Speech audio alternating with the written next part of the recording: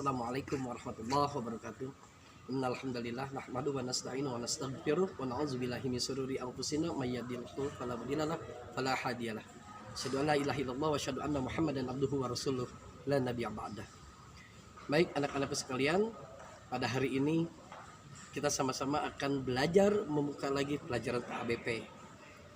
Baik, yang punya LKS-nya boleh dibuka, yaitu bab 1 tentang meladani Rasulullah Shallallahu Alaihi Wasallam.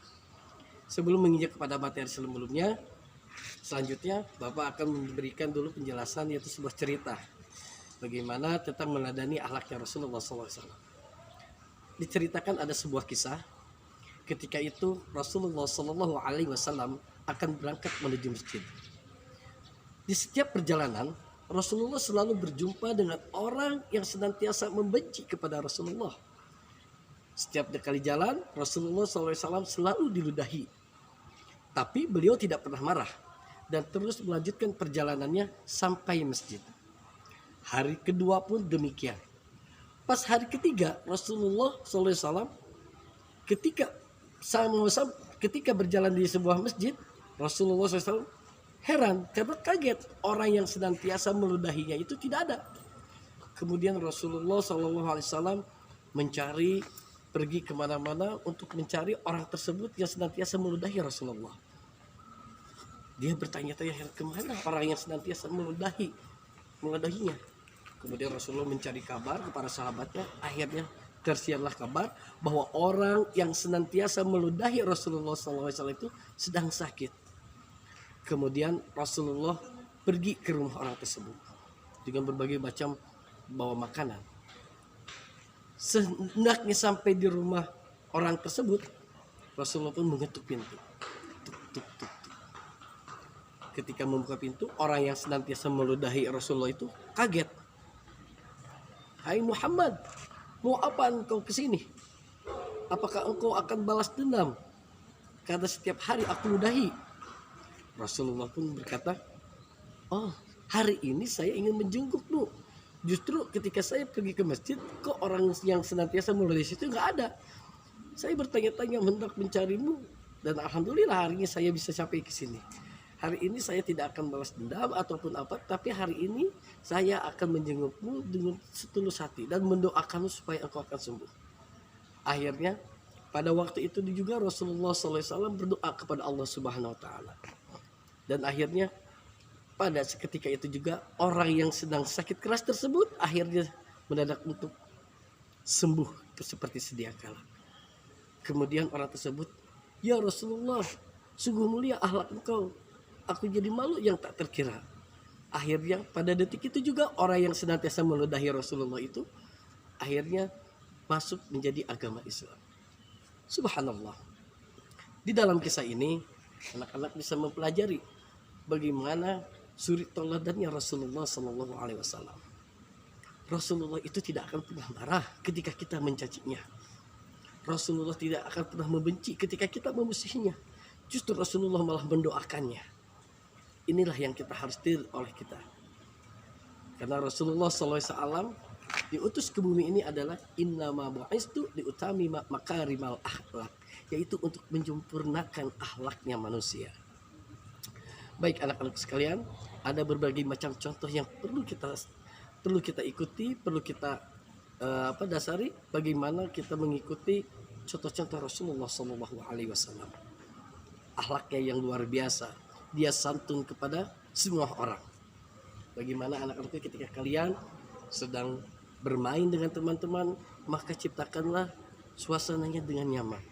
Berbicaralah dengan sopan dan berbicaralah dengan santun kepada teman. Tidak boleh bermusuhan, apalagi bertengkar, ya nggak boleh. Tetapi harus senantiasa saling menyayangi. Ya. Adapun keteladanan Rasulullah yang sering kita lakukan adalah percaya diri.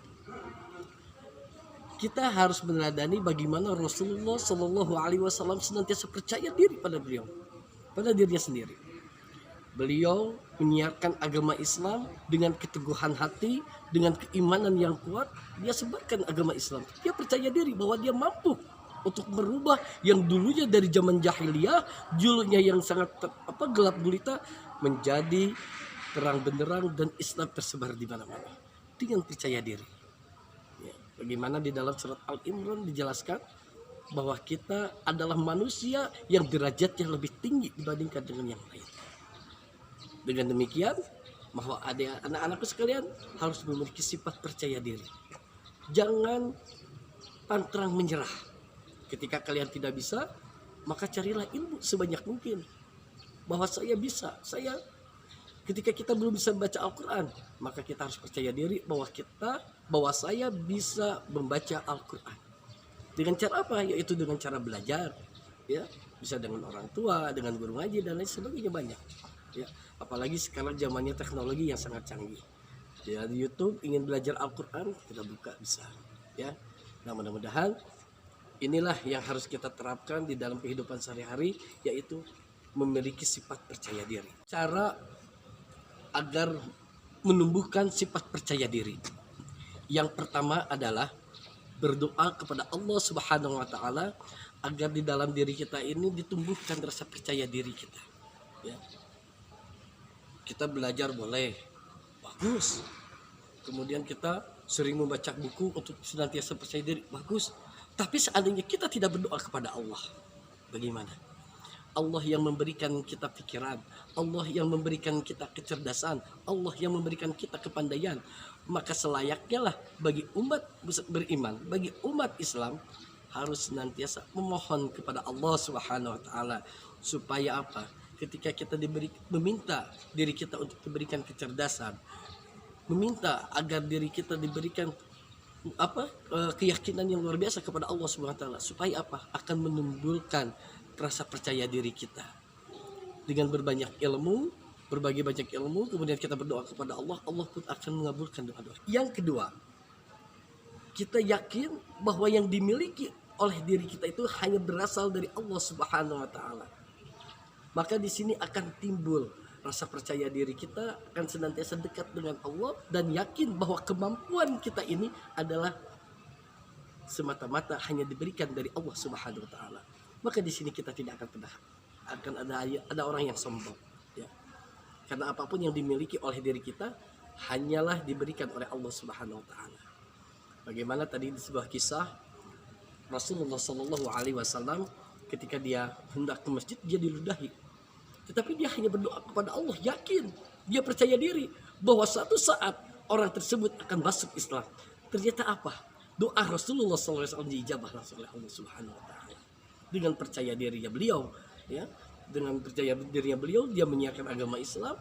Kemudian dia berdoa kepada Allah supaya apa? Supaya orang tersebut untuk menjadi masuk agama Islam. Nah, disinilah contoh yang kita lakukan. Ya, jadi apapun kehebatan kita, percaya diri adalah milik Allah Subhanahu. Yang ketiga, tidak pernah putus asa dalam belajar. Ya. Ketika kita tidak bisa, kita belum bisa baca Al-Quran dan lain sebagainya, kita jangan putus asa. Mungkin saya nggak bisa apa-apa. Ayo coba aja cukup seperti ini. Enggak. Kita harus yakin bahwa ketika kita terus belajar, maka Allah akan memberikan kemudahan kepada kita. Menjada wajada. Ketika kita senantiasa bersungguh-sungguh kepada Allah, Allah yakin. Kita harus yakin bahwa Allah akan memberikan segala sesuatunya kepada kita, yaitu tentang percaya diri. Itu harus yakin. Dan yang terakhir adalah yang keempat, yaitu apabila mengalami sebuah kegagalan, kita jangan senantiasa putus asa.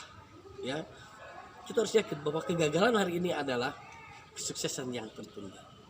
Ya, mudah-mudahan itu sepenggal sedikit kisah tentang bagaimana kita harus senantiasa percaya diri kepada diri kita sendiri dan yakin bahwa percaya diri kita itu hanya senantiasa semata-mata dari Allah Subhanahu wa taala.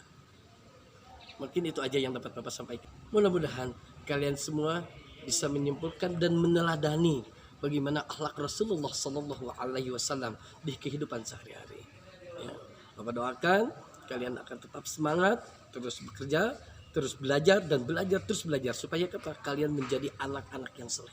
Anak-anak sekalian, untuk tugasnya hari ini adalah silakan kalian rangkum apa yang tadi Bapak sampaikan, yaitu tentang meneladani kisah Rasulullah Sallallahu alaihi wasallam. Ya, Di buku ditulis namanya siapa, nomor absennya bila perlu, kelasnya kelas 3 apa, 3A, B atau C ya. Kemudian boleh dipotongkan lewat WhatsApp Bapak, dikirimkan. Nah, nanti Bapak akan nilai. Mungkin itu aja yang dapat Bapak sampaikan. Terima kasih. Selamat bekerja. Assalamualaikum warahmatullahi wabarakatuh.